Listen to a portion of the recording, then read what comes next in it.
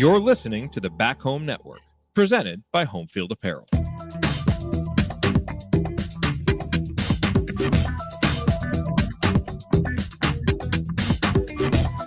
All right, folks, welcome back to Crimsoncast. Again, I'm in the pilot seat. It's so weird. Galen's just sitting there. I'm going to put him on mute. He can't say anything. I can say, well, no. I see you about to talk. I can't talk. This is like trying to trust early self-driving cars. Like, really, it has that, like, I'm assuming at some point we're going to, like, careen off of a cliff. So welcome to Waymo, everybody. We are, we're coming up on a crosswalk. What are we going to do? Scott has to do a live read. Oh, my gosh. No, welcome back to Crimsoncast. We're having some fun. I have Galen, of course. We have Tony Adragna, because we are here to talk about Pacers. I know that we are a IU-focused podcast, but, you know, last year, Tony and I dipped our toe in the Pacers' waters, haven't had the personal time to put into it. But what a run by the Pacers. Second finals in franchise history. It's something that we need to talk about, because there is, you know, there's Hoosier adjacent pieces. Let's going to joke would be like, let's talk about Thomas Bryant, but let's actually talk about Thomas Bryant. We'll get to that. Just some great stuff. But as always, you know, if you are going to the finals, you will see Homefield Apparel in the Pacers store. They have some great stuff. You know, that coming off the heels of May with a great racing jacket that Alex Pillow wanted to get. I think him and Pato Award both got it, and then Pillow won the 500. I don't think he was wearing the jacket in his car, but maybe, you know, shortly thereafter. If you want to get any Homefield gear, check them out. Some fantastic stuff, and use the promo code HOME23 to let them know that Crimsoncast sent you. Also, check us out on Substack, crimsoncast.substack.com. We have all kinds of insider VIP videos. Tony and I have been hopping on doing some Pacer stuff. You also just get a nice email letting you know that a new podcast is available. And so that's always fun. And then finally, if you're not watching us on YouTube, you should check us out. We're going tri-screen right here. You're going to see some fun stuff. You see what Galen's drinking. Looks like Pepsi Cherry. Pepsi Zero Cherry, who's not sponsoring us. So we'll be censoring that later. Right.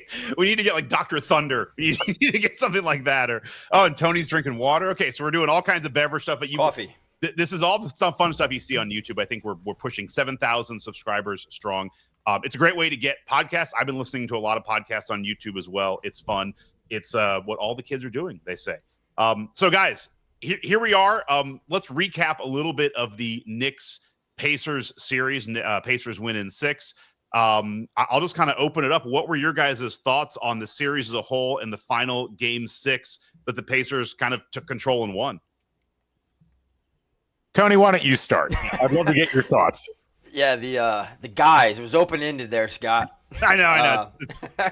Getting out of the cockpit seat. I'm not in the pilot seat. Turn off the autopilot for a second there. We're back on now. The Knicks series was fantastic in terms of just, I mean, everything you could probably have asked for as a Pacers fan, like best case scenario, pretty much happened. You win in the Garden, which, like, I think most people would have been happy if you won one. You assume that you probably are going to lose one of the ones at home. They did. They lose game 3. They bounce back game 4, win that. You lose at the Garden, bounce back game 6, win handily, wrap up the series at home. Like, prior to, I was so nervous for game 6, but it was like prior to the series, if you were like, the Pacers are going to have a chance to clinch game 6 at home, you're like taking that, 10 times out of 10. So I thought Rick Carlisle was masterful. I think he has been. Obviously, he's one of the best coaches in the game, and he has been for a long time, but I really think he's flexing his muscles right now. This playoffs, I think, with the Bucks, and then just the dismantling of a Cavs team that I do want to remind people was pretty similarly set up to this Oklahoma City Thunder team. And so, flexing his muscles there. And then I think in the Knicks series, the Knicks would throw some wrinkles out, props to Thibodeau, but Carlisle would always come out the next game with adjustments for that. And so, for me, it was just like him flexing his muscles. The Pacers stars came to play most of the time. Tyrese kind of had a tough game 5, but and then Indiana's bench really just outplayed the Knicks bench top to bottom. I think they outscored them by 70 or 80 points in the entirety of the series. So, it's all the things that have made the Pacers great the last 2 years. They continued to shine in this series with the Knicks, and there wasn't really a lot of surprises outside of maybe that Thomas Bryant 3-point barrage where, you know, it was really out of character of what the Pacers were doing. They just won doing what they've done. Yeah, I mean, I echo almost all of that. Tony hit all the great points there. Look, the big thing for me was as follows. Like the setup in the series, everything hinged on that comeback in the fourth quarter of game one. And I think that much as the Bucks probably will always have questions about, like, could they have knocked off the Pacers if they don't have the injury to Lillard? Like, what happens in that scenario? I don't know if the Pacers, maybe they win game 2, game 3, game 4, and it's back to the Garden up 3-1 anyway. But I heard this on one of the podcasts covering it. It's like when that shot went in that sent it to overtime, that bouncing shot from Haliburton, it's almost like the Pacers stole the team of destiny narrative from the Knicks mentally and emotionally. And suddenly they were the team that was getting the lucky bounce in that series. And so that's how it plays out the rest of the way ultimately. But look, however you want to break this down, this was a close series between the Knicks and the Pacers, but it was clear to me that the Pacers were just a bit better. They were better constructed. They were better coached. The Knicks had better overall talent amongst their starting five, but that's kind of a poor way to evaluate the two teams because the Pacers weren't built on the conceptualization of having the best starting five. And I'm with Tony. Like game 5 was disappointing, but it's the kind of game, it's not too different from what the Thunder looked like in game 3 against the Timberwolves. They didn't have to win that game. And I think they got about midway through that third quarter and they were like, we're not winning this game. We're not going to worry too much about it. And frankly, I found all of the questioning of the Pacers' effort and intensity level in that game to be silly, given that it's a 7-game series for a reason. It's not a bowl game in football. It's not a playoff game in football. It's not a winner-take-all. The Pacers had given themselves the cushion of being able to lose that game, do a strategic retreat essentially, and put themselves in a position where they could capitalize in game 6. And if you look at what Carlisle did, whether it was intentional that he held Nembhard off of defending Brunson until game 6 to give him a totally different look, or whether it was forced by Nesmith's injury, either way, him knowing he had that in his bag of tricks that he could throw out there just adds to the overall, I think, excellent coaching job that he's done and the excellent managerial job that he's done with this roster and how they've approached it. So it was heartening to me. That my one big regret is I went to game 3, I went to game 4, I flew back from Atlanta on Saturday. I should have just gone to game 6. I would have paid for the ticket because that looked like an absolutely nutty, amazing experience in that arena. I'm jealous that I was not there. So with the effort piece, you're not with Greg Doyle's line of questioning for Siakam after game 5. The whole thing, and I know why the problem is Greg Doyle was trained in an era where you had to ask those questions because you had to sell newspapers the next day. We knew so much less about basketball in the 90s and 2000s. It was funny because Siakam's answer was actually great. She's like, bro, you still talking? Bro, we still talking? Like, bro, what are you doing? It's just like, again, and I had friends talking about this because I think for a lot of people, this is still how we evaluate basketball. Right. And I think you can ask those questions at the college level where you do have to have it all on the table in a game because it's a winner take all. But there's ebbs and flows in the NBA on purpose. And I just felt like the idea that how could that team play harder than you? Well, of course, the Knicks were literally backs against the wall. They were in front of their crowd who they had disappointed in the first 2 games. Like, under the best of circumstances, that is an almost impossible task. And again, it's exactly what happened with Oklahoma City in game 3 when they went in and got buzzsawed by the Timberwolves, a Timberwolves team that then could not repeat it in game 4. So anybody, I think, who's been involved in professional sport or competitive sport or just understands how the flows of these things go, and Tony, please tell me if I'm wrong on this, but like there is going to be a moment a great team or a team that's really coalesced will come up short in the effort department. But if you've given yourself the cushion, I don't think that's the right time to ask the question. Ask that question in game 7. Don't ask that question in game 5. Yeah, certainly so. And I think I think Pascal was really just trying to find a way to quantify what happened. I don't really think he truly, like, that effort is always kind of the word people use when somebody gets the floor wiped with them. But it's not necessarily just effort, it's execution. It's all these different things. And, like, Pascal's just trying to simplify, like, they played harder than us. And then it got into this weird semantics thing of, like, how does that happen? It's like, well, then Pascal was like, that's basketball, dude. Like, every time that happens. Well, and building off of this, you guys hit a lot of the things for this, but I look at this is, game one, people could look back at that and be like, man, if that Haliburton shot doesn't go in, you could easily be like, oh, well, this game would be going back. You'd be going back to New York for game 7. But as both of you said, like, I don't think that's the case, because I think in the end, these are both two really good teams. The Pacers looked better, but I'm kind of echoing what Ryan Russillo said on his podcast that, like, you can't just, like, one affects the other. So, like, if the Knicks win game 1, maybe the Pacers still win game 2, but all of this changes where it's like the Pacers were able in game 5 to not try, but it's like they knew they had game 6 at home. Not that you're, like, not trying, but you knew you had that. If they didn't know that, maybe they play that game differently. And this is also a Russillo thing, is like you can't teach or coach desperation. Like, the Knicks had it in game 5. They knew they had to win 3 in a row. So I don't think it's as easy as just saying that. The thing that I'll say for the series as a whole is, with the Knicks, you're right, Gale, and, like, maybe their top 5 are better, but it's like, this is the ultimate, like, this is not a feature, it's a, it's not a bug, it's a feature of this team.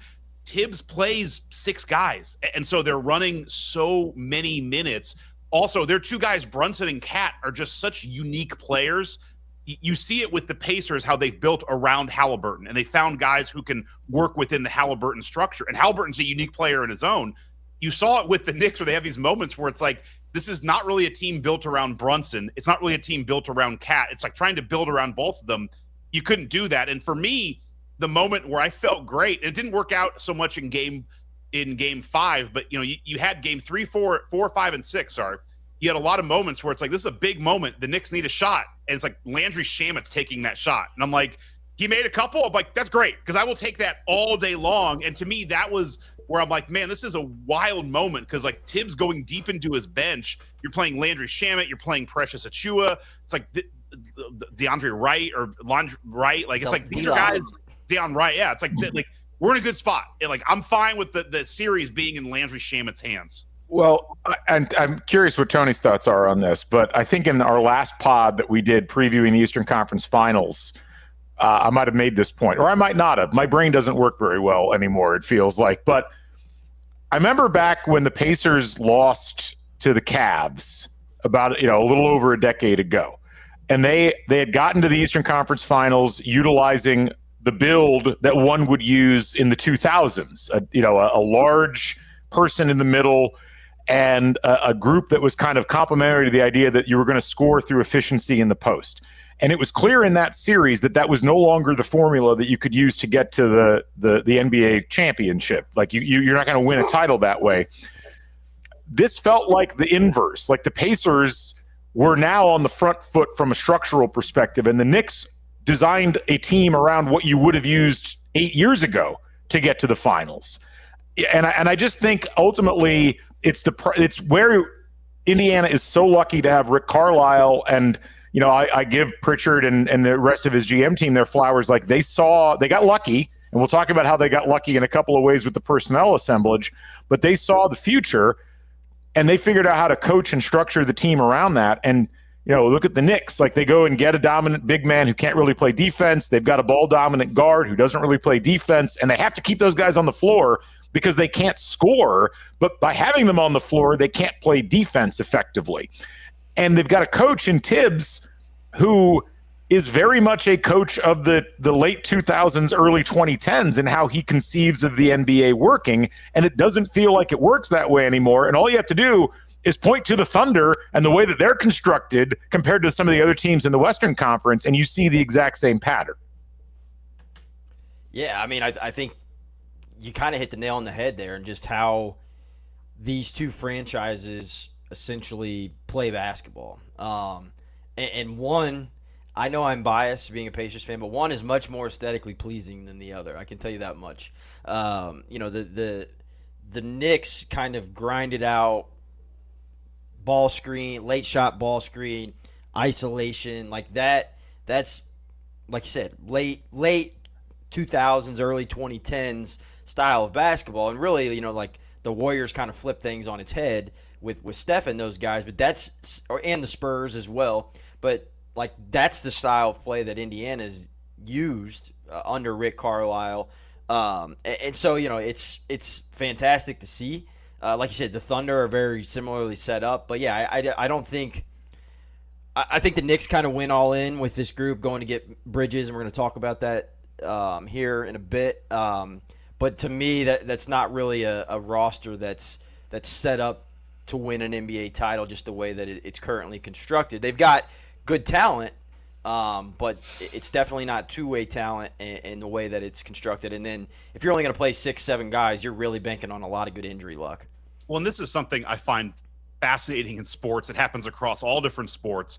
You have these moments like, Tony mentioned the Warriors, where everyone's playing big, and then suddenly it's like, holy crap, this team's playing small and they're shooting a lot of threes. This is the new wave. And it's like, wow, why didn't anybody think of this? Like, well, going against the grain means exactly that. Like, you need to go against the grain. Then suddenly all these teams in the last couple of years were building around 2 or 3 stars, trying to get 2 stars and building out around that. And like, let's kind of get big again. And then the Pacers go against the grain. And I think it was not so much like, let's do something different. It's just they looked at what they had. They saw something unique in Haliburton. It's like, we're going to build around this. And they did. And it was going against the grain. But it's so – you see it all the time. Like, it happens in the NFL where teams suddenly, start playing a wide open style. It's like, why didn't anybody think of this? Like, well, because everyone does groupthink. It's like, because you're all doing the same thing. To do something different, you have to do something different and go against the grain. And it's wild. It looks so stark when it works. But it's cool to be on this side of it, where it does look like we've positioned ourselves to have a nice spot for the next couple of years. But and this is where you have to. So one of the great subplots that we heard and read about in a lot of podcasts and articles about the Eastern Conference and Western Conference finals combined was that both the Thunder and the Pacers, and now it's the finals themselves, both teams were built off of the proceeds of respective Paul George transactions. Yeah. Which is cool, because if you roll that back, I think it goes all the way back to like 2008 in terms of like where all the asset trails go. But so much of what happens in the NBA is essentially it's a dice roll. This might work based upon what we think is going to happen, but you really have to have things fall your way. And we've seen a ton of teams make big bets on certain players or certain transactions, and they just simply have not worked. The Brooklyn Nets, essentially for their entire history in Brooklyn, have been an example of this. The Pacers nearly got on the wrong side of history, because if you'll recall, like the Haliburton trade happens in, I think, like February of 2022. What else almost happened in 2022 nearly altered the trajectory of this franchise forever, because if you'll recall, all the buzz that offseason and the actual thing that happened was the Pacers making a max offer to DeAndre Ayton, which the Suns matched. So he ends up not coming here. They don't acquire Pascal Siakam until January of 2024. And, part of that Ayton thing was the Suns wanted Miles Turner. And there was supposed to be some kind of potential sign and trade there. That doesn't happen. Ayton is now with the Blazers. And if you want to frighten yourself, go look at his basketball reference page from the last 2 years, where I think he played only 40 games this season. I mean, that's a door the Pacers were ready to walk through. They were not allowed to walk through it. They end up having to restructure around this roster, and this roster is the one that ends up taking them to back-to-back ECFs and then the finals. You need, though, I mean, there's a story. The Warriors were ready to trade, I think, Klay Thompson for Kevin Love. And that was going to be done. And then it's like, no, we're not. That I think the Minnesota backed out on that one. Here's kind of my sliding door as you look at the history of the Pacers is I'm going to go back not that far, but I'm going to go to 2020. So this is the lineup for the 2020-2021 Pacers in number of minutes. I'm going to go with the top 12 guys. This is not that. It's only 5 years ago. You have Sabonis, Malcolm Brogdon, Victor Oladipo, Karis LeVert, Miles Turner, Justin Holiday, T.J. Warren, T.J. McConnell, Oshae Brissett, Doug McDermott, Jeremy Lamb, and Aaron Holiday. I mean, they flipped a lot of those guys. Now, to me, the other sliding doors moment is the coach of that team was Nate Bjorkman. Yeah. But this is something that we talk about. Never to be heard from again. Yeah. Well, we talk about the IU side a lot. That was his first year coaching. You could have, in a way, the Pacers always get chided for being too conservative and not making any changes. They fired him after 1 year, and they hired Rick Carlisle. That looked to be a good choice. Too often, sometimes we see teams and, sports where they give guys too much leeway. You could have very easily been like, hey, man, Bjorkman's first year, we'll give him 2 or 3 more years. And then you suddenly slide into the abyss of where the Hornets are, where every season you're just like that. So I look at that as a real sliding doors moment too. Tony, I want to hear from you, but ironically, where is Nate Bjorkman coaching now? Don't know. With the Blazers. Really? He's an assistant coach with the Blazers right now. Huh. So, and I The want more you know. yeah. over to Tony too. The other funny thing that I've heard is, through all this, obviously we traded to get Haliburton from the Kings, and the Kings traded De'Aaron Fox. And I've heard like one of the podcasts, the Kings GM is now saying we're looking at a point guard in the draft this year. If I was the owner of the Kings, I'm like, you're fired. Like, you're just fired right now. Anyway. It's insane. But to that point, I think where Pritchard and Chad Buchanan and those guys really deserve a lot of credit is the projecting they've been able to do when essentially they lost all leverage in their last 2 big transactions, or really 3. With Paul George, he made it known I want out. So it's like, well, crap, man. Like, Pacers don't have any leverage. Everybody knows that he wants out of there. He turns that in. He projects that Oladipo and Sabonis are going to project into pretty solid players. Both turn into all-stars. Oladipo says he wants out. Turns that into who did we turn Wally's Oladipo hurt, into? by the way. Just throwing that, gets hurt and Right. Yeah, double whammy.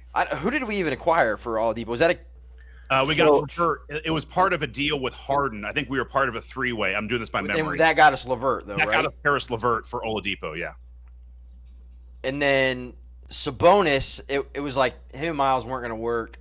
You knew you had to get rid of him, and then you turned that into Tyrese and Buddy. Yeah, just to clarify, the Oladipo trade was a 4-team trade that involved the Rockets, the Nets, and the Cavs. The Rockets got Oladipo, the Pacers got LeVert, and the Pacers got a second-round pick. So that was essentially the Pacers side. And then quite literally turned into Nembhard, I believe. I think that was the Nembhard pick.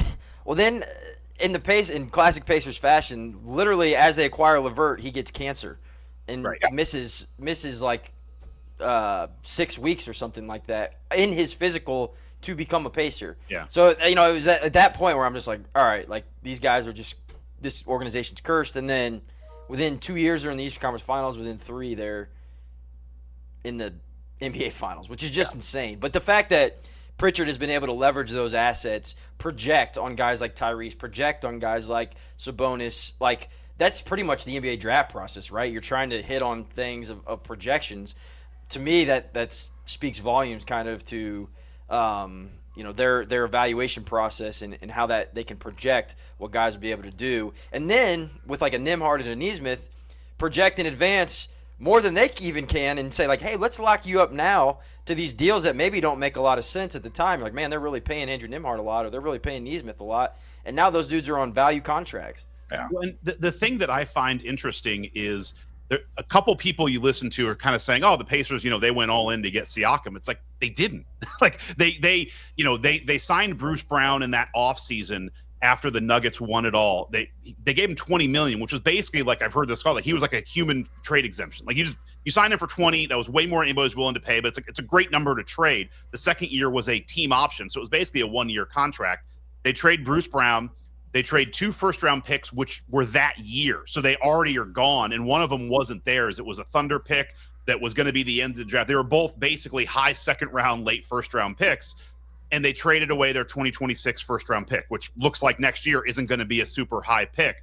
I look at that versus what the Knicks did for Mikal Bridges. They gave up that the Knicks sent away Bojan Bogdanovic, not to be confused with Bogdan Bogdanovic, who we played for the Pacers. Lots of Bogdanoviches. A couple other players.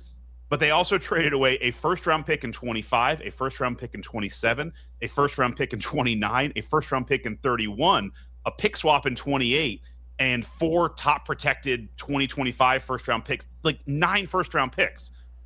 That's called going all in. I mean, that's the thing that I think is so cool about this is the Pacers have built this on smart moves, smart contracts. And if they want to, air quote, go all in, they still can. There's only one pick they don't have, a first-round pick, a future first-round pick they don't have is 2026. They have all their other first-round picks. They've given up a couple to get like Obi Toppin second-round stuff. But I think that's also the pretty amazing part is so many of these teams out there are just giving away tons of assets to get players, and the Pacers really haven't done that. Yeah, I mean, and you also have to throw into this, and this I think we mentioned this before. This is a team that's doing all this on the margins. The few times they've had high-level draft picks, they didn't do great. I mean, if you go back and look at what they've done, and we'll throw in Jarris Walker in this as well, who at least was able to contribute a little bit finally in 2 games of the Eastern Conference Finals, and then going to Tony's cursed point, got injured immediately. And looks like he might be able to play in the finals, though. I mean, like, I don't know how watching that, but it looks like he's only missing 2 games. But you look back, and in 2023, they trade the 7th pick to the Wizards, and they get Walker back with the 8th. And Walker's been okay, but hasn't really contributed that much. They get Ben Shepherd with the 26th pick of that draft, and I think for a 26th pick, he's been a pretty good value overall. They should almost trade all picks down into the 20s because they do really well in that mid-20 range. In 22, they picked Benedict Mathurin, and I think the jury is still out on whether Benedict Mathurin is reliable. He was clearly a key player in this series, but they nailed the 2nd-round pick with Andrew Nembhard. That ends up being a really high-value pick. Their 1st-round pick in 2021 was Chris Duarte, who is barely in the league at this point, played 17 games for the Bulls this season. They had one pick in that was one where they go against the grain because I think he was like 25. He was 24. He was old. I have a Chris Duarte jersey hanging up in my closet. Yeah. total side note. FanDuel had a promo where you could like make a bet and you got like $100 free to Fanatics get a jersey. And that was like the Pacers' future in my eyes was like, hey, Chris Duarte, because he started out gangbusters, man. Yeah. We have season tickets. We were supposed to do like an in-game thing with my son. Wasn't able to happen. My son was sad. The ticket rep sent us that off-season 2 items: a signed basketball and a signed hat, and like a ugly Pacers hat. Like signed hats, just 8-year-old's gonna ruin it.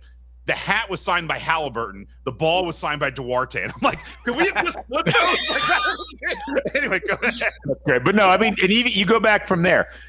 Cassius Stanley did not hit as a 2nd-round pick. Goga Batazde did not hit as a 1st-round pick. I mean, it's Jay Lee over OG Anunoby. Yes. I mean, the one pick you could kind of point to and say, well, it was kind of a success was Aaron Holiday. So you've had this lack of draft success in the upper rounds of the draft, and you've still managed to cobble together not just a competitive team, but a team that is built specifically around what they have with Tyrese Haliburton, which, Tony, as you pointed out, that was a real projection. Like, can this guy actually become this type of a player? People liked him a lot. I don't know that anybody would have predicted that he would have been like this. And that makes the engine go around all of this. And it is a real testament to, it was a slow build. It was a build I was complaining about as recently as 2 years ago, as Scott was so nice to point out on the last podcast that we did. But when it clicked, and really it was that Siakam trade that was kind of the final major piece, it felt like. Suddenly it's like, this is not only a group you can work with, but it's an affordable group, which becomes more and more important in an era where affordability is getting harder and harder to come by for NBA teams. I also I want to chime in one thing on drafting stuff. Just, the 2020 draft was weird because it was the COVID drafts. There were no workouts. It was all Zoom stuff. And you look at how the draft worked out. It's why, Bill Simmons loves doing redrafts. Like, it's a crazy redraft because a lot of the guys up there are just not supposed to be there. But what's also interesting to me is like, yeah, the Pacers got, out of that lottery, you have Obi Toppin, Jalen Smith, who's not with the Pacers but was, Tyrese Haliburton, and Aaron Nesmith. Like, it's the Pacers identified that as a draft where it's like there was a lot of guys who were drafted kind of incorrectly, and they really cherry-picked out of that 2020 draft. That was the draft that was in like November, right? Yes. It was like right after the bubble and all that. Yeah, and then like the season started 2 weeks later. Oh, sorry, Wiseman. They had Wiseman too. I apologize. They have Wiseman on the team, or did for a while too. So 5 of the lottery picks in 2020 the Pacers have had. And here we are. Yeah, well, Here we with Tyrese, obviously, like you said, though, Galen, he's the engine that makes this whole thing go. So being able to get that piece, like I remember Scott, within like the first week, you were like, dude, you got to come to a game with me. Like seeing this guy live is just insane. Because it is though. Like when you're not used to seeing that, and then all of a sudden you see this dude that just has this fantastic court vision and whatnot. It's like it just immediately I felt better about the Pacers' future and his numbers. I think his numbers jumped insanely even within that season as soon as he became a Pacer, where he really, you know, had the reins to the offense and he wasn't kind of playing this Jekyll and Hyde with De'Aaron Fox. Yeah. Yeah. Well, and the thing with Haliburton is I go back to something, Galen, you've brought up a couple times we've talked Pacers, is, you know, the similarities in a way between this and the mid-90s teams is, you know, Haliburton and Reggie are different, but they're very similar in that they love the kill shot. They love the moment. They play well in big games. Reggie was a very unconventional superstar in that he was a little bit roller coastery, high and low. He wasn't going to give you 25 and 13 every night. He was a little, and you had to really build things uniquely around him. I think Haliburton's better, but he's similar in the respect of he's not the LeBron, Anthony Edwards type where you're going to get 28, 14, and 12 every night. Haliburton is a little bit more up and down. I would also say, he has these moments of brilliance. Then he has games where you're like, man, it's rough. It's like he's also 25, and I get when you're suddenly being talked about as a top 10 guy, it's more about consistency, and that's what he's got to work on. But he's also still young. I mean, he's still probably a year or two away from his prime. But yeah, you see the stuff that he does, and it really is one of those where you can't just look at the box score or the highlights. You have to watch the whole game, and you look at the way that he's able to infuse the way he plays basketball with, in this series, there was a play where Miles Turner had a wide open three and just saw Siakam and just threw it like, no, you're getting the ball, throwing it to Siakam. I look at that, just there's always second, third passes. Guys are giving up open shots for a better shot, which is very unusual in the NBA. But I also look at the way Pascal Siakam, and Tony and I talked about this a lot last year. It's like, it's going to take time for them to figure out how to play together. Pascal is playing so much faster than he ever played in Toronto. But you see it where Pascal has now realized, like, oh man, if I just sprint and I get out every time, I'm going to get 8 points a game. Just on like layups and dunks. Obi Toppin is similar in that respect, but just seeing how, high level players are changing their game to play with Haliburton because they know he's going to get him the ball. He sees almost everything and he's going to make the right decision. It's so cool to see a team built around that and being built around unselfish basketball. And friendship. According to Miles Turner, like literally they're together, like, and that's a big piece of it. Yeah. It's a stylistic choice though. And I think one of the things that is interesting, and I think a small part of why the NBA establishment didn't know how to deal with the 90s Pacers and doesn't really know how to deal with these Pacers is that it's really a team where it's not really predictable who the second best player is going to be on any given night, or even the first best player. But they can still win because they have this cast of characters that can rise up and contribute at a really high level and then sink back into the background. And they've even got guys that can come off the bench that can do that. The fact that you've had Mathurin come in and contribute at a high level statistically, the fact that you'll get a great individual game out of TJ McConnell one night. I mean, you'll get those things individually, but there's almost always dedicated stars on either end of the floor that we're used to following along with in the NBA. And I think for a lot of analysts, it almost takes a rewiring of your brain in terms of how you think about the NBA, but it's a stylistic change that the league now to some degree allows because of how standardized the three-point line and the corner threes have been, and also the idea that you can push pace, that you can play at that level if you have the right personnel set, and that can neutralize not having a dominant scorer or a dominant assist person in every single game. I think this formula can easily not work. And I think that's where there's a lot of skepticism. And you could make an argument to some degree that like the Cavs were the supercharged version of this. And yes, they had some injuries in that semifinal round, but they broke down because they almost they reverted to Donovan Mitchell will win the game for us. in most of those games, and it didn't work. And when he got his ankle tweaked or whatever it was in game 5, it was like, well, that's kind of it for them, because if they can't rely on him to carry the load, much like with Brunson or with Towns with the Knicks, it was over. And the Pacers are almost never out of these games because they aren't so reliant on any one piece, and because it can be any one of the 5 people that are in the starting lineup. And we kind of saw every single one of them have their moments in the first 3 rounds of the playoffs, which is pretty cool, but just very unorthodox for this particular league. Well, I also think this goes into just another highlight of how good of a coach Rick Carlisle is. Because you look back, he won a title with the Mavs. That Mavs team played completely differently than this Pacers team did. He was a coach of the Pistons. That team played differently. Those 03 to 07 Pacers played differently than these teams do. Whereas, picking on a guy like Tibbs, a Tibbs team plays a Tibbs way. Like, you are going to play his style of basketball, where it does feel more like Carlisle kind of, looks, all right, I'm going to take a step back. What do I have? I'm going to build a team around what I have, versus we're going to build a team around the way that I coach. And to me, that's a really cool, I love coaches like that, where it's like, Belichick was kind of like that with the Pats. Like, I'm going to build my team based on the ingredients I have, not trying to do that. And I think, again, it just shows the vast difference in styles that Carlisle has played and won at a high level. And it shows, too, to me, like, Carlisle, not only will he, like, adapt to the team he's got, he's adapted to the modern NBA. Like, he's been around, he's seen the ebbs and flows and how the game has changed, and he's changing alongside it and kind of on that cutting edge. Whereas you've got, guys, Doc Rivers, for instance, like, still coaches the same way that he coached the 07 Celtics, and, like, that isn't gonna fly. And, like, honestly, he was out of the league for a bit. And I know why Galen's laughing. I'm very lucky we've had no experiences with this whatsoever, Tony. But yeah, so thankfully, Indiana Pacers have Rick Carlisle at the helm, and he's adapting. Well, the other thing that he does that you see a lot of other teams do, like with the Knicks, Campaign wasn't playing well. It's like, all right, he's in the doghouse. Like, Campaign's done.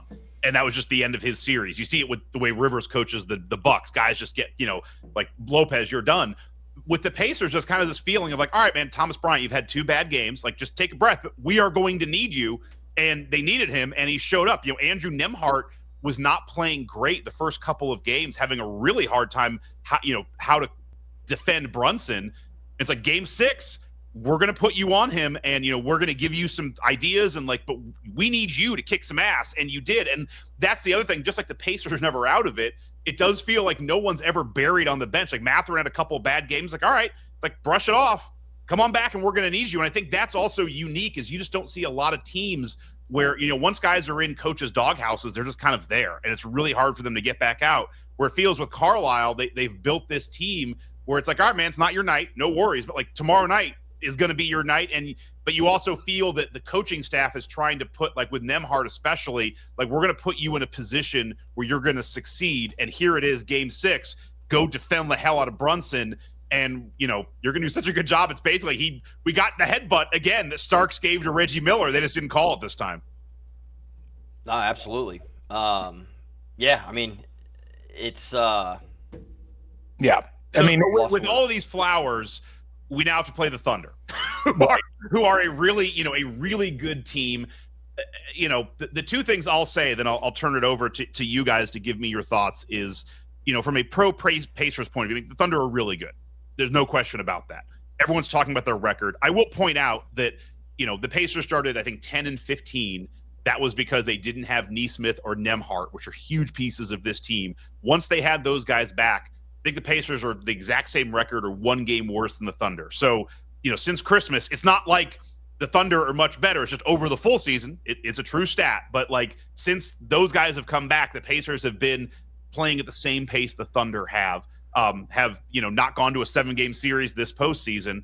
I would also say that, Carlisle has a history of postponing or holding back dynasties from starting. When he was with the Mavs, they went into that series as a massive underdog because it was the Heat, LeBron, and he broke the Heat. I mean, he had J.J. Barea guarding LeBron. J.J. Barea is 5'11", guarding LeBron in the post, and LeBron's head was just broken in that series. he was able to do that. And you do wonder if, like, is this a moment where you can catch the Thunder before they start a run? Is it possible? Like, that's how I look at this series. But I will say the Thunder look good. They look scary. And it's going to be an interesting strength on strength because the Pacers don't turn the ball over. The Thunder get teams to turn the ball over. How's that going to go? But I'll start with you, Tony. What are your thoughts going into this series against the Thunder? I mean, it's just another series. The Pacers. Seriously though, the Pacers have been underdogs in every single series they've gone into. I think it was 7 straight games between the Cavs and the Knicks. They were underdogs. Vegas, Vegas money line bets been making me and some friends some money this series. Oh man, it's been glorious. It's been fantastic. But I'll probably do similarly with the Thunder games because, I think. When you look at it on paper, obviously the Thunder are the favorite. Not even going by Vegas lines. Like, they've got the MVP of the league. They've got a historically great defense. But I think the Pacers have things that can combat all of that as well. I think the Pacers are every single player in their starting lineup except for Tyrese is shooting over 40% from 3 in the playoffs. And then, Tyrese is obviously the engine that makes him go. He has games where he can go 6 for 8, 6 for 9 from 3. He also has the ones where he might go 0 for 9. Actually, if he doesn't make like his first 3, he's not shooting again. What am I talking about? But on paper, the Thunder look better. But I have a hard time counting out the Pacers just based on this playoff run seems magical. I thought Rick Carlisle put it really well when he was kind of congratulating the Knicks on a great season. He's like, look, these dudes just ran into a team on a magical run right now. And like, that's true. Like but it's not the run though. I think most people are probably thinking he's talking about from like April through now in the playoffs. It's from January. Like from January through now, they've been one of the best 2 or 3 teams in the league in terms of record, in terms of pace, in terms of adjusted margin, like all of those things. So to me, I think the Thunder are certainly the best team the Pacers have played. They're playing against the best player they've played against. But I don't think that they are just leaps and bounds better than the Cavs team that the Pacers absolutely dismantled and kind of made look silly and like had them questioning is like, this how we want to build this team. Yeah, I'll jump in on this. I mean, if you look at the stats and the records since the All-Star break, the Thunder are 24-4. And the Pacers are 20-9. So that's a 5-game difference essentially, or 4.5 game difference. If you look at the advanced statistics in the playoffs, which I think we've played 16 games. Both teams have played 16 games. That is roughly 20% of an 82-game schedule. So it's a pretty representative sample size of what you're getting now. And that, to some degree, I think that's where a lot of the national analysis has fallen down, in that they're comparing full season stats and full season records between these two teams. And Scott, as you pointed out, Pacers really haven't been whole since they got whole around New Year's. Right. And it's been a different mode since then. But even looking just within the playoffs, so up to this point, the Thunder are outscoring their opponents by 10.8 points per game in the playoffs. The Pacers by 4.1. The offensive, like the net efficiency difference, so basically taking offensive efficiency and subtracting defensive efficiency, the Thunder are at 10.8, which is the exact same as their points difference. The Pacers are at 4.2 in efficiency. Pace-wise, the Thunder have actually played just a little bit faster than the Pacers, but that advantage for the Thunder becomes less when you're used to playing a team that plays at that pace, whereas almost everybody else that they played in the Western Conference wasn't playing that fast. Denver certainly wasn't. Minnesota was not used to playing at that pace either. And the Pacers have the advantage of playing a Cavs team that played almost as fast as they do, and they got the better of them in that. So, when I look at this, as Tony pointed out, yes, the Thunder are going to be the favorites. They are kind of a ridiculous betting line favorite right now in terms of, I think they're minus 750 or minus 700 in the series. Pretty much every prediction I've seen has been Thunder in 4 or Thunder in 5. That largely is predicated on the idea that the Thunder's defense is going to completely jam up what the Pacers want to do. That may be the case, but all you've got is a 2-game sample size in the regular season. And I don't know if that's necessarily something that you can point to. To some degree, it's almost an advantage to the Pacers because the Thunder are going to have it in their heads that, hey, we handled these guys a couple of times already. We can jam up what they're doing. I think the whole team right now is playing with a lot more belief in what they can do because they've seen evidence of it over the course of these 3 series, and they've beaten 3 really good teams. And I believe like the Pacers have beaten teams with an aggregate better record overall than the Thunder have. Like, I mean, the win over the Cavs is pretty impressive. And as Tony points out, like, it's not like the Cavs were the number 1 seed. Like, that was a team that everybody was a little bit concerned to see how that was going to happen in the playoffs, but they were as young as the Thunder. And if you look at who the Thunder have played so far, they've played 3 relatively flawed teams to get here. I mean, I have a hard time giving them full credit against the Nuggets team that fired their coach, 2 weeks before the playoffs started, and clearly had chemistry issues and clearly wasn't sure how to proceed. And that team took them to 7. The funny thing with the Cavs, like I think they won 64 games this year. And because like the narrative has gotten odd with that. I mean, I know Garland was hurt for 1 game, but they were healthy most of those games. Because we beat them in 5, it's kind of like, well, they sucked. It's like, but no, they were the 1 seed. Like, that is more credit to us than the other way around. It's like, it's just kind of like, well, the Pacers had an easy road because they played a bad Cavs. Like, are they bad because we beat them in 5? Like, don't we get any credit for that? It's basically what happened to IU football. Right. It's exact same narrative. Well, so you beat Michigan, they must suck. And hey, they beat Ohio State and Alabama. Well, it doesn't matter. Look. Tony, scoring. Kind of jumping on the scoring piece. Right. What I look at it is like and it's weird to say because the Thunder have won some playoff games like 140s, 130s. They're putting up big scoring numbers, but when you look in the playoffs, the Pacers right now have 6 players averaging over 10 points a game. Mathurin at 10, Nembhard at 12, Nesmith at 14, Turner at 15, Haliburton 18, Siakam at 21. You go to the Thunder, they only got 3 guys averaging over 10 points. SGA is at 29.8, so he'll get his 30. Jalen Williams at 20, Chet Holmgren at 16. Then it drops. You're like, Hartenstein's 9, Caruso's 8, Dort is 7. This has a lot of hallmarks of some of the Knicks with Brunson and definitely the Cavs with Mitchell, where it's like, okay, and even the Bucks with Giannis, like, great, we'll let you go nuts. And I saw this with the Cavs and the Bucks, like, we'll let Giannis and Mitchell go nuts. And then some of those ancillary guys, you just instinctively don't play as hard when it's like every possession is Giannis going at it. Like, you don't rebound as hard. You don't play as hard. So I do wonder, like, where is the scoring going to come from the Thunder outside of those top 2 guys? Are you going to be able to score at that clip to keep up with the pace of the Pacers?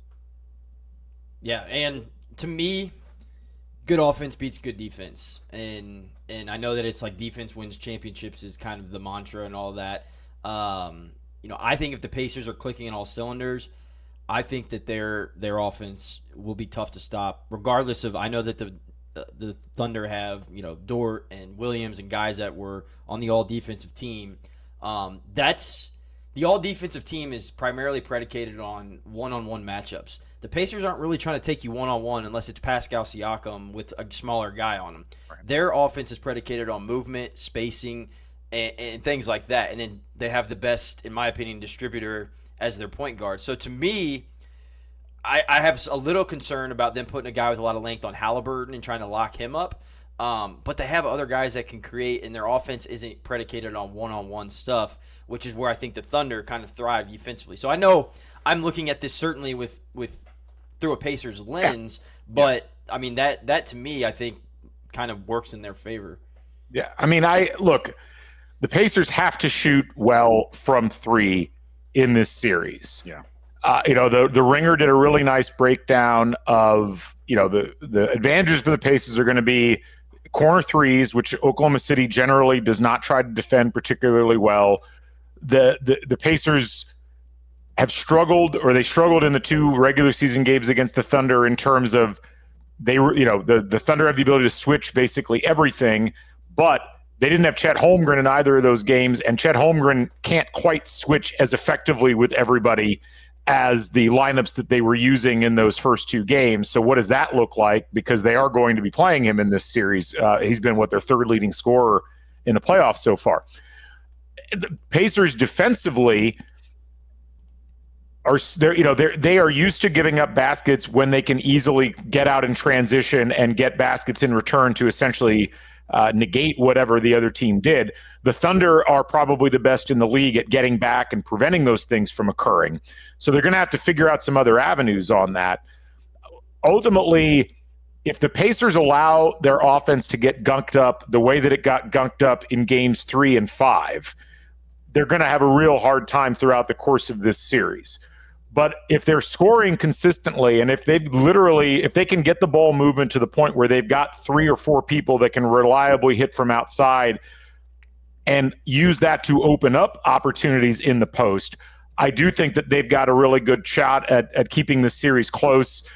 But it's going to require, obviously, them to play defense as well. And I guess the one thing that I don't know, and the thing that sometimes gets lost in all the conversation about how good the Thunder are defensively, is this was a team that averaged over, since the All-Star break, 125 points per game, which was tops in the league by a pretty significant margin, but was able to pair it with good defense to match. And so the Pacers have got to have probably their best defensive effort of this entire playoffs, or the Thunder are going to have to self-destruct to some degree, which is essentially what happened to the Cavs, where they, as you were mentioning, Scott, got too focused on the ball dominance and put themselves in a position where nobody else could contribute effectively. I don't know, and this is the big unknown. As much as the Pacers are clearly the underdog statistically, do the Thunder at some point look up and say, holy shit, we're in the NBA Finals? Does that end up hurting them? I mean, the Pacers might do the same thing, and the Pacers might get there. I mean, so I think it's something that both teams have to wrestle with. The one difference is the Pacers got to the Eastern Conference Finals last year. They get stopped there. They've had, now 2 full playoff series in a row with the same unit where they're essentially relying on the same guys to do the same sorts of things. Does that give them a mental advantage in this? Because oftentimes we will see players suddenly hit a wall when you get to this point, not just because of the minutes that they've played, but also because of the moment that they're playing in. I love this because, we're going to look back in 3 weeks and we can kind of tell the narrative either way. Because on one hand, if the Thunder win, they blitz the Pacers, it's going to be like, yeah, man, that was the best team. That's a really good team. They might be, starting a dynasty, and it's going to suck. It's like, damn it. The Pacers make the finals twice. We immediately play the Lakers in the middle of the Kobe Shaq, starting of that. And then we play the Thunder starting here.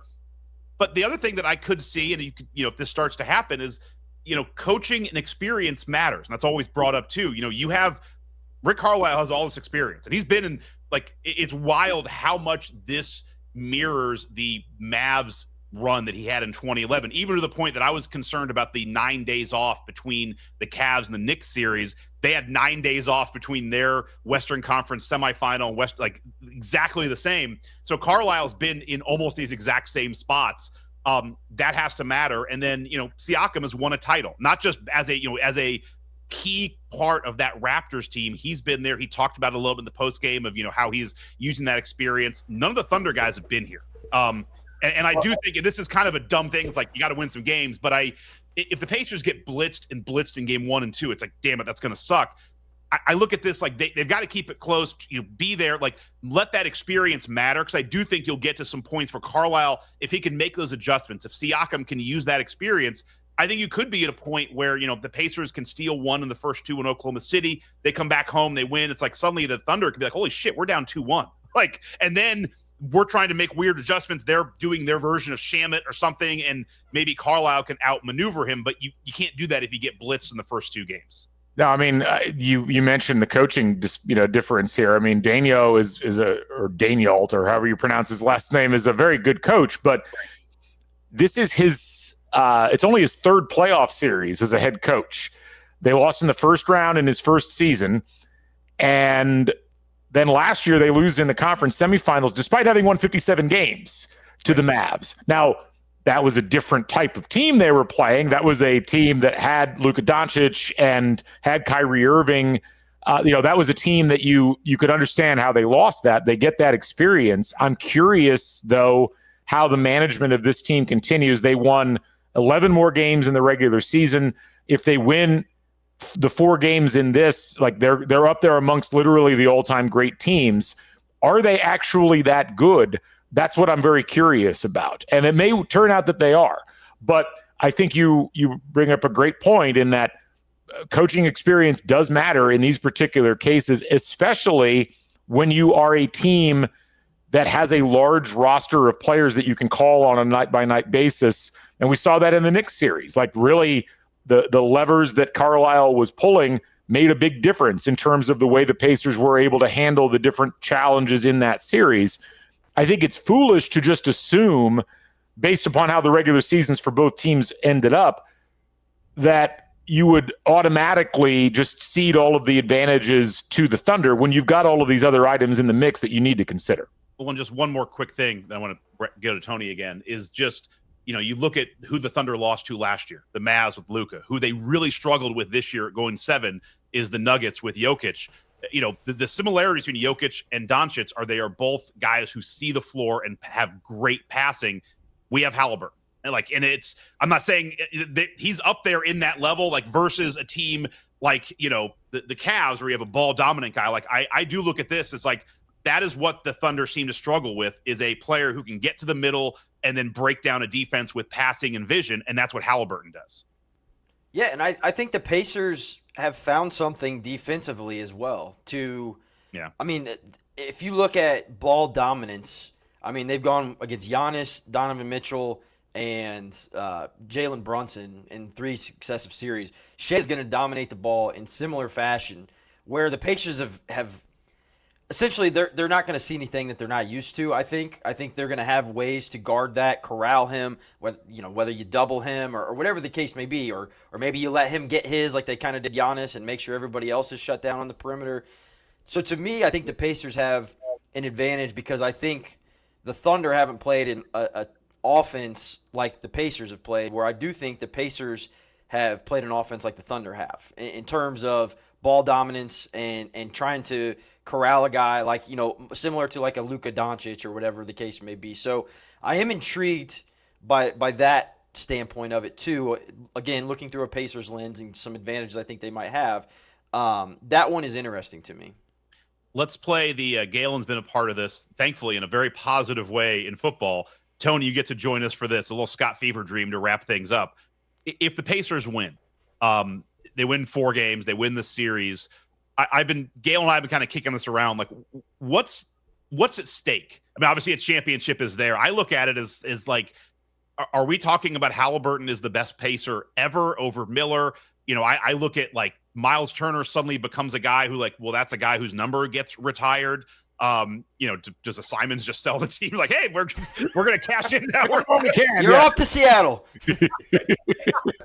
I'm curious, obviously outside of like a title, it does feel like there's a lot at stake here, which is so dumb to say because you're in the finals, but just fever dream for a second, the Pacers win. What are some ancillary awesome benefits of that outside of obviously winning that title? Galen, I'll start with you. I mean, look, there's a couple of things I think worth noting right now about where the Pacers are. Like during the Reggie Miller era, they became the most popular team in the state of Indiana. I think you could make the argument because, I mean, IU basketball had receded. Purdue was at their apex, and even at their apex, they weren't that popular. The Colts were still kind of mired in that, 9-win, 10-win, 8-win phase. Playoffs. Right. That was 2001, I think. But then, you think about what happened in that following decade. The Malice in the Palace happens.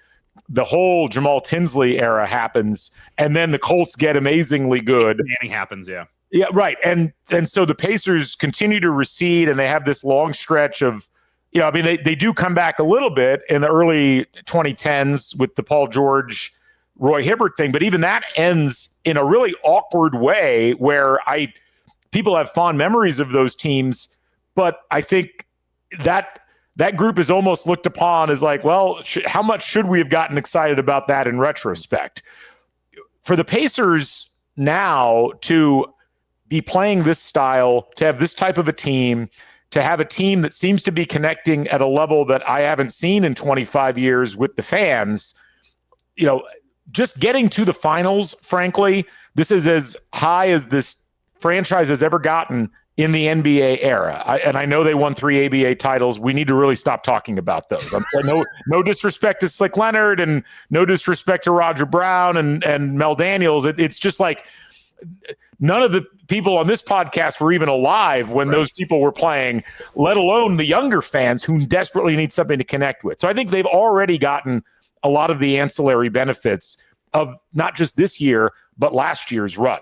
And the fact that they look set up to be able to sustain this for a couple of years is great. But to win a title against such a dominant team in Oklahoma City would be not just obviously the high watermark for the entire history of the Pacers franchise. I think you could make an argument that it would be the most unexpected and underdog story, so to speak, in the NBA since the Pistons beating the Lakers in 2004.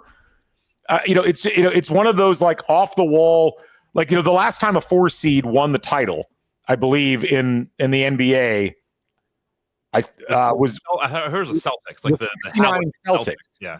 And the last time a team that I think was this big of a underdog Celtics team that won 12 of the last 18 titles or whatever. And the last time a team that was this much of an underdog betting wise at the beginning of the playoffs won the title was the 95 Rockets, who have a huge asterisk next to them since they were the defending champs and had Hakeem Olajuwon. That really doesn't count as far as what you're talking about here. It would be it's kind of like when you look back at NBA history and you're like, how the hell did the Bullets win a title in 78? Or how did the Trailblazers in 77 or the Sonics in 79? Like that 3-year stretch was such a weird time in NBA history. And a lot of it was expansion or adding the ABA teams. I mean, there were a lot of reasons for it, but it was almost it was a cycle change in the NBA. And I think the Pacers have an opportunity to do something really remarkable. It'd be the rarity of a small market team without a dominant star. Like, any of those things are unusual. To combine them all and to be able to win and to do so with this type of a playoff run, this is the kind of thing you bank off a franchise for the next 10 years. And so if they lose in the finals, no one's expecting them to win outside of Pacers fans. Literally nobody. If you guys find someone that's picking the Pacers to win in this series, please let us know. I have yet to see a single person who's even picked the Thunder in 6. But I think Stephen A. Smith is still picking the Knicks, by the way. That's right. But I think that all of those things combined, I think we have to leave the player stuff aside. It's the one weird aspect of having such a young team is that we don't know how Haliburton's career is going to go. He's not in the, if you look at win shares, like there's nobody from this team except for Miles Turner that's in the top 12 of win shares in Pacers history. So I think all of that stuff personnel wise has to be delayed. But from a franchise perspective, it's amazing the Pacers have put themselves in a position where they almost have nothing to lose in this finals, because even if they don't win it, they're really well set up to be able to get back again. And I think that's a really special place for this franchise to be, and not anything I would have predicted 4 or 5 years ago. Yeah, for me, I think about like Indiana sports lore and where it would stack up. And because of the improbability of this run, like the Colts in 06, I think you expected them to win a championship at some point. While it was great, you had one of the best players in the game. You were on the precipice of it several years running. Indiana basketball in that window, especially from 76 to 87, you expected them to win. So I then, Purdue, they'd haven't won one. So, little jab. So you look at, and then Notre Dame football, not everybody's a fan of Notre Dame football. So I look at like the grand scheme, like you've got some Cincinnati Bengals fans in Indiana. You've got, so from the grand scheme of like the connectedness of the state and the improbability of this run, like I don't know if there's more people behind this than there has been, I guess, is kind of the way I'm thinking about it. Obviously the Colts, just because the NFL is a bigger brand or whatever, but I'm just thinking about like me as a sports fan. The improbability, I think, of the Butler runs were improbable. IU's 2002 run was similar to this, in my estimation, like pretty good team, but didn't really expect him to make that run. So I'm just kind of thinking about it in that regard of like, where would this stack up for me? Like, let's say the Pacers win the championship. I've thought about that. Like, how does that stack up to all of the other kind of fun fan experiences that I've had of my favorite teams? And I don't really know yet if it would top the Cubs winning for me. That was a huge thing for me that I didn't really ever expect to happen just because of that. But, man, I'll be damned if it's not going to be close. It's pretty incredible, this run. The thing with the we have the beauty of hindsight here with the Reggie Miller era. All of those runs were awesome, like the 8 points in 9 seconds. Like, they've almost become these own little capsules of like, that was cool, but it's not really amounting to anything because a lot of those series we lost, we went on to lose the next round. I mean, there were no titles in any of those mid-90s. I mean, like, the finals team was kind of near the end of Reggie's era. It was more a Jermaine O'Neal team. Like, all of those Reggie heroics were in series and seasons that didn't amount to going to the finals.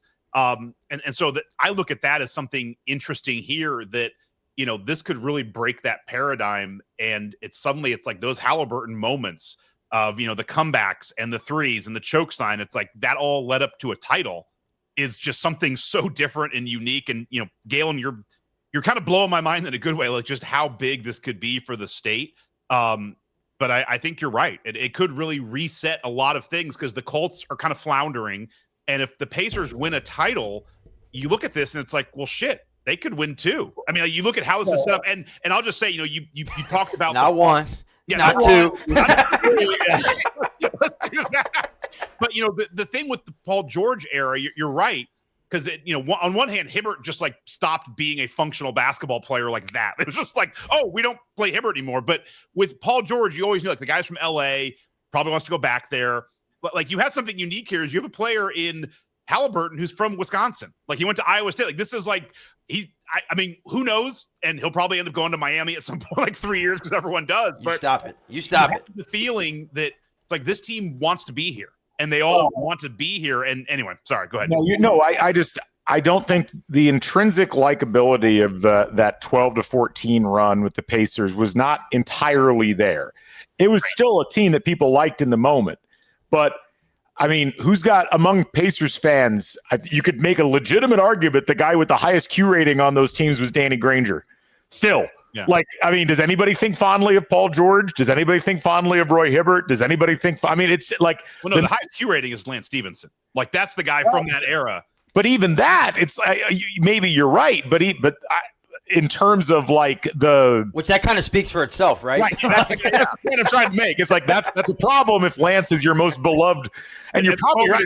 Blowing in LeBron's ear, like that's the high watermark of that team. The roar he got in Game 4 when they introduced him courtside was second only to Reggie Miller. Yeah, no, and McAfee.